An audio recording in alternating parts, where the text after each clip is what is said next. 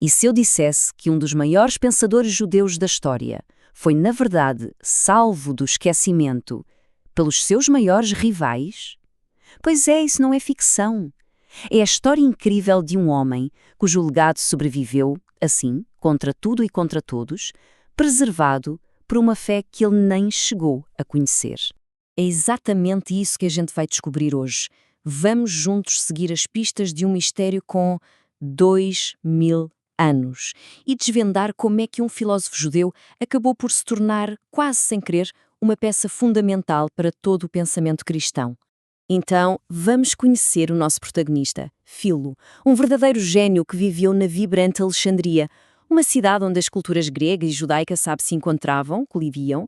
A grande missão dele era mostrar que a fé e a razão podiam sim andar de mãos dadas. Só que o destino pregou-lhe uma partida. Enquanto o seu próprio povo o foi esquecendo, uma religião completamente nova resgatava a sua obra das cinzas da história. Ok, então a nossa investigação começa aqui mesmo em Alexandria. Mas, atenção, já estamos 150 anos depois da morte de Filo. É nessas ruas poeirentas que a gente encontra a primeira pista. Uma pista de um mistério que ia atravessar séculos.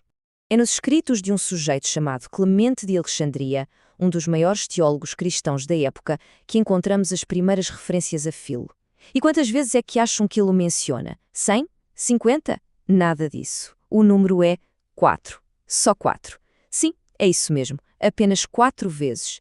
Só que essas 4 menções eram só a pontinha de um iceberg gigantesco. Porque por baixo da superfície escondia-se uma influência nossa tão profunda, tão vasta, que iria mudar para sempre o curso do pensamento ocidental.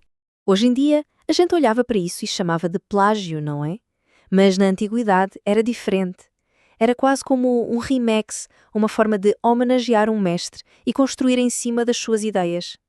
E olhem que Clemente não estava só a remixar o Filo, ele estava literalmente a construir os alicerces do pensamento cristão em cima da obra de um judeu. Muito bem.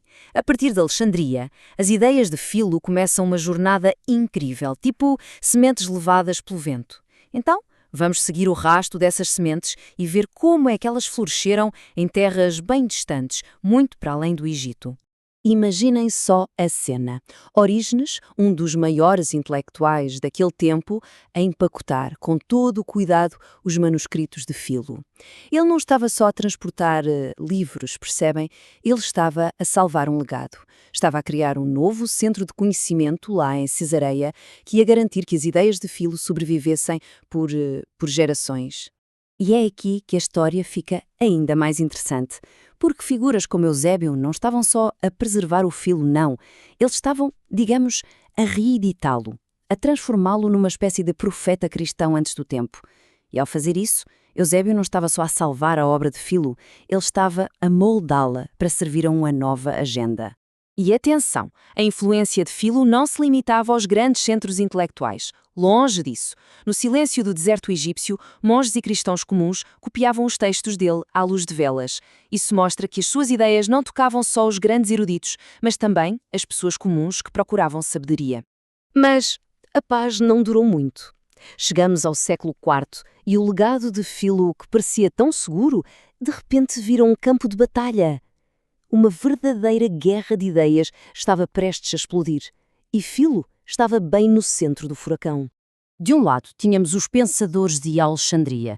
Eles viam Filo como um mestre, um guia para desvendar os segredos da Bíblia. Do outro lado, os de Antioquia. Esses viam-no como um herege, um judeu que estava a contaminar a palavra de Deus com filosofia pagã.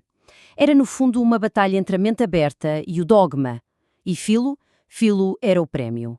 E bem no meio desta guerra, a gente encontra uma personagem fascinante, Ambrósio, o poderoso bispo de Milão. Agora, adivinha só quantas vezes é que ele usou os escritos de Filo? 100? 200? Não, mais de 600 vezes. 600. É um número impressionante. E quantas vezes é que ele o mencionou pelo nome? Preparem-se.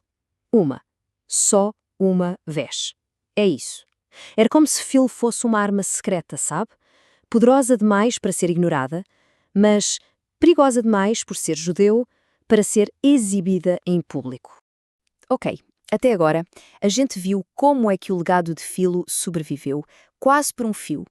Mas a grande pergunta continua a ser: porquê? O que é que este filósofo judeu tinha de tão especial que o tornou, assim, indispensável para os primeiros cristãos? Bem, foram três grandes motivos. Primeiro, ele era quase como um repórter daquela época, descrevendo o mundo em que Jesus viveu. Segundo, os comentários bíblicos dele eram tipo uma Wikipédia da antiguidade para os pregadores.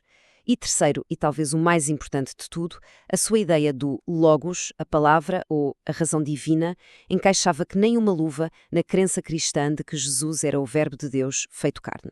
Olha, o Dídimo, o cego, um dos maiores estudiosos de Alexandria, resumiu isto tudo na perfeição.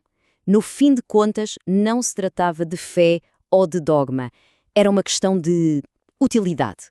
O Filo era basicamente uma caixa de ferramentas intelectual e os cristãos usaram-na para construir a sua própria casa teológica. Então, depois de seguir todas estas pistas, de Alexandria a Cesareia, dos papiros empoeirados aos debates acalorados, chegamos ao nosso verdito. E a verdade é esta: a sobrevivência de Filo não foi nenhum plano divino. Foi, pura e simplesmente, um acaso da história. O timing foi tudo. Foi mesmo a chave. Filo chegou à festa intelectual cristã quando as portas ainda estavam abertas. Se ele tivesse chegado 200 anos mais tarde, quando as portas já estavam trancadas e as mentes mais fechadas, a sua obra, uma obra escrita por um judeu, muito provavelmente teria sido jogada na fogueira, em vez de ser copiada com tanta devoção. E a história de Filo deixa-nos a pensar. Quantas outras ideias geniais se perderam para sempre, só porque não foram consideradas úteis no momento certo? E quantas das ideias que hoje temos como verdadeiras sobreviveram apenas por pura sorte? A história, ao que parece, é muito mais frágil e imprevisível do que a gente gosta de admitir.